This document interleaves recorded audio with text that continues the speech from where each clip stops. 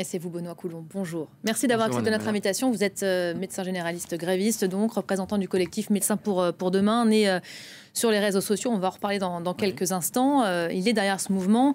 Une réaction d'abord à ces derniers propos qui sont ceux du ministre de la Santé. C'était ce matin. Je sais que le mouvement espère pouvoir le rencontrer cet après-midi. Pour le moment, il n'y a rien de sûr. Il y a une délégation qui va être reçue au ministère à l'issue de cette marche, mais pour le moment, vous ne savez pas si c'est le ministre en personne qui va vous recevoir. Oui, c'est ça. Il y a une forte incertitude. A priori, on va plutôt être reçu, enfin pas moi personnellement, mais le collectif national, va être reçu au ministère plutôt par l'équipe du ministre que par le ministre lui-même, qui a, comme vous l'avez vu sur le plateau ce matin sur TV Matin, n'a pas assuré sa présence pour cet après-midi, ce qui est bien dommage. Ça en dit long sur l'état des discussions. Je sais que le collectif auquel vous appartenez, vous êtes un représentant pour la Bourgogne-Franche-Comté, déplore justement l'absence de discussion.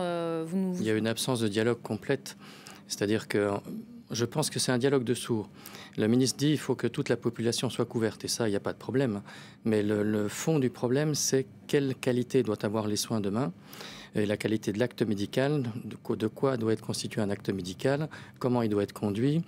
Actuellement, on travaille tout le temps sous pression avec des actes médicaux qu'on a du mal à mener comme on voudrait les mener, c'est-à-dire avec un certain humanisme et avec une certaine durée.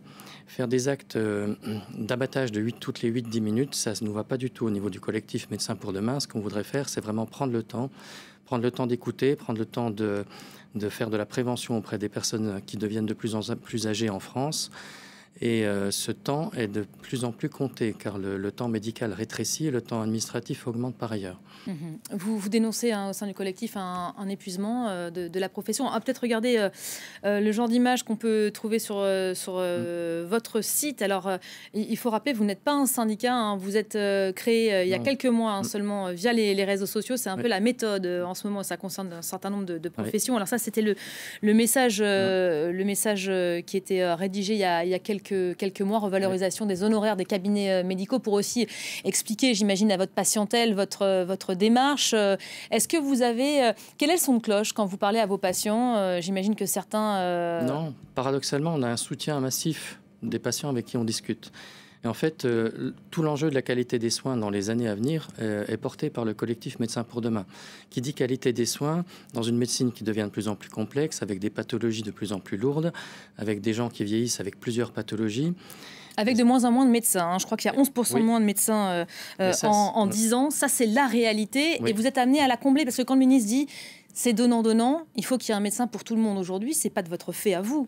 Non, ce n'est pas de notre fait à nous, c'est le résultat du numerus clausus année après année, de la réduction du nombre de médecins qui a été organisée par les gouvernements successifs, on est d'accord. L'idée d'un rationnement de l'offre qui entraînerait un rationnement de la demande et des économies de santé est une idée qui est complètement obsolète à l'heure actuelle. Et maintenant, l'urgence, c'est de garder des médecins sur le terrain. Pour garder des médecins sur le terrain, il faudrait idéalement garder les médecins les plus âgés. 20% des médecins ont plus de 65 ans actuellement, 20%, ce qui est énorme. Ces 20%, il faudrait pouvoir les conserver quelques années de plus. Et les jeunes, il faut pouvoir les attirer aussi de façon urgente sur le terrain, parce que les jeunes ne s'installent plus, vu les conditions de travail à l'heure actuelle. Un jeune sur 10 qui sort de ses études, actuellement, s'installe dans l'année qui suit. Et là, près de la moitié des internes en médecine générale disent « hors de question que je m'installe » et regrettent leur choix en médecine générale. Donc c'est un vrai problème urgent. Et ceux qui sont actuellement installés disent « s'il n'y a rien qui se passe, je m'en vais, je fais autre chose, je déplaque ». Alors vous espérez créer un choc, ou en tout cas créer de l'attractivité en revalorisant la tarification de la consultation. Ça concerne beaucoup d'autres milieux dans la santé. On a vu les kinés également réclamer la même chose il n'y a pas si longtemps que ça.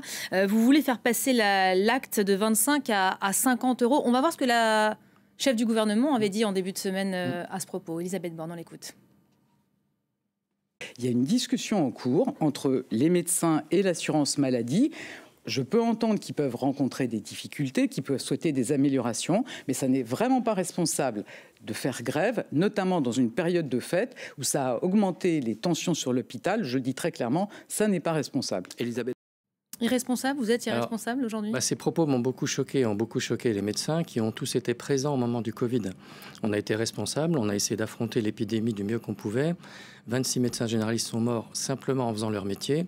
Et ça, c'était une responsabilité qu'on a portée. Donc, nous entendre parler comme des irresponsables, ça passe très mal au niveau de médecins qui ont tenu la barre pendant le Covid, et pendant que les gens étaient confinés, on était quand même face à un virus qui était assez redoutable. Et c'est vrai qu'on résume beaucoup ce mouvement à l'augmentation de la tarification de l'acte. L'assurance maladie a dit c'est complètement extravagant, 50 €, ça se fera jamais. Ça peut s'entendre. En même temps, doubler le prix de l'acte, c'est réaliste aujourd'hui pour vous, ou vous essayez, vous demandez plus pour obtenir moins? Non, c'est réaliste. Ça fait partie d'un projet d'ensemble, en fait.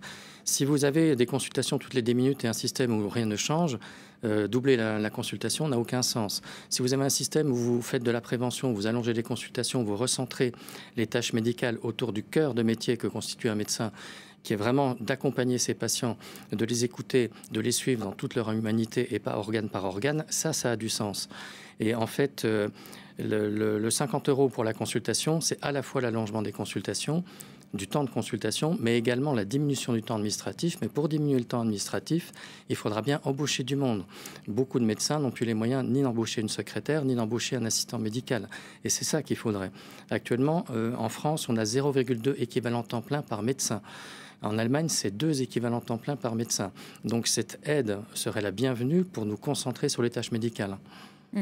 84 médecins pour 100 000 habitants, ça ce sont les chiffres officiels. Il y en avait 102 en 2012, donc c'est un chiffre qui tend à diminuer. J'imagine que les dernières annonces vont pas aider.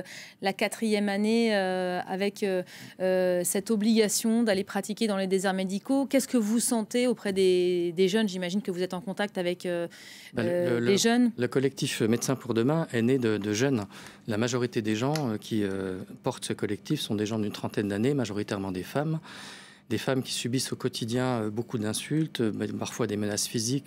J'ai vu pas mal de témoignages là-dessus.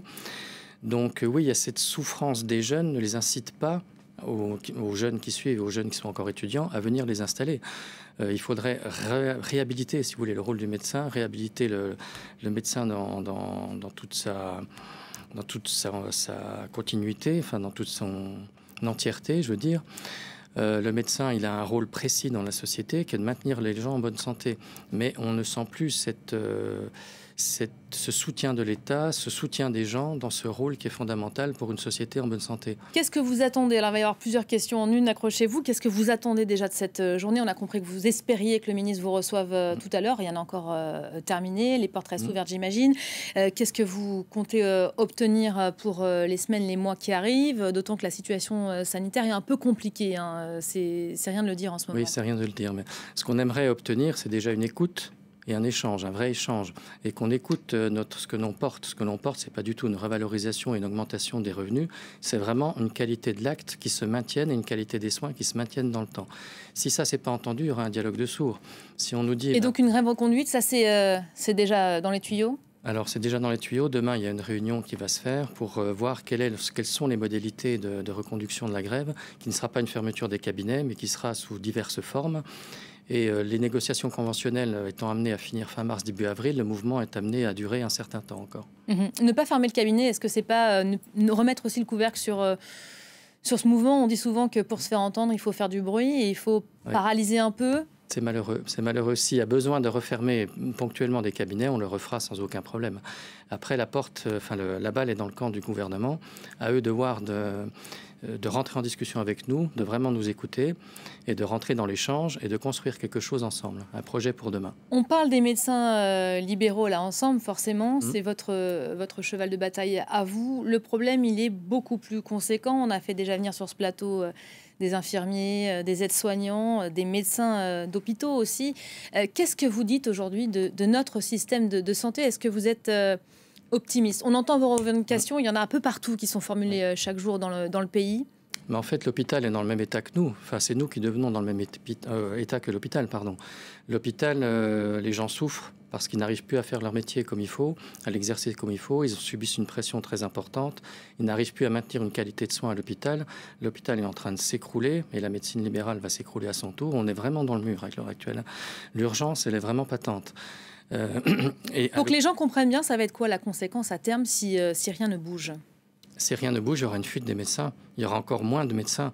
À l'hôpital, les infirmières s'en vont parce qu'elles n'en peuvent plus. Même les médecins aussi à l'hôpital s'en vont parce qu'ils n'en peuvent plus également. Si les médecins libéraux s'en vont également, il n'y aura plus de médecins demain en France. C'est ça le risque. Et ça a déjà commencé. Je crois que chez les jeunes, il y en a beaucoup qui sont attirés à l'étranger. Oui, à l'étranger. La Suisse n'est pas très loin en ce qui concerne ma région. Par exemple, oui, beaucoup de gens parlent de s'installer ailleurs, en Suisse, ou carrément de faire autre chose. Il y en a qui veulent déplaquer et puis faire une formation dans complètement autre chose que la médecine ou que la santé.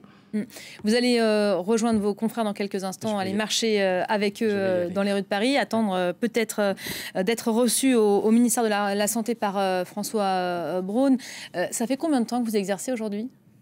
Alors moi, ça fait 25 ans. 25 ans. Est-ce qu'au début de votre carrière, vous imaginiez un jour fermer le cabinet pour aller non, réclamer un soutien et une écoute de la part du ministère de la Santé? Une chute du système de la santé. Au moment où je me suis installé, c'était au tournant des années 2000.